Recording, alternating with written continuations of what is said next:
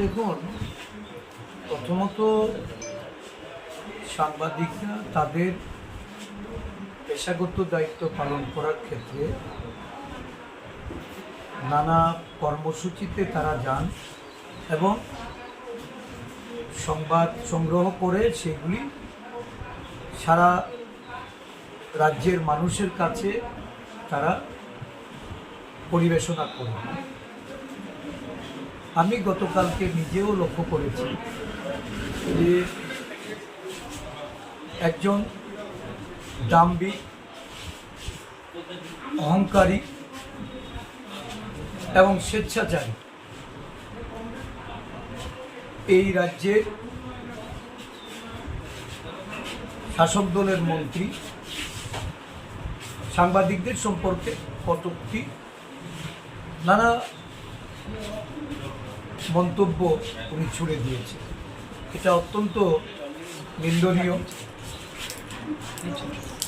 এই দল বিজেপি, তারা ভারতবর্ষের গণতন্ত্র মানে না। গণতান্ত্রিক স্তম্ভগুলিকে তারা পদদলিত করে, নিজেদের কুক্ষিগত করে এই দেশটাকে তারা শাসন করতে চায়। নরেন্দ্র মোদী থেকে শুরু করে এই রাজ্যের চুনোপুটি নেতা অবধি মানুষের অধিকার, গণতান্ত্রিক স্তম্ভগুলি, তাদের যে নিরপেক্ষ ভূমিকা, তাদের যে দায়িত্ব কর্তব্য, সেগুলি নিয়ে তারা সবসময় অবহেলা করে চলেন।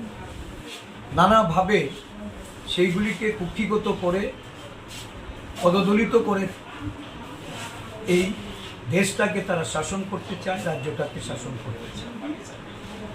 ত্রিপুরা প্রদেশ কংগ্রেসের পক্ষ থেকে এহেন ঘটনার আমরা তীব্র নিন্দা জানাচ্ছি। যারা পেশাগত দায়িত্ব পালন করে যাচ্ছেন তাদের প্রতি আমরা সহমর্মিতা জ্ঞাপন করছি। ধন্যবাদ।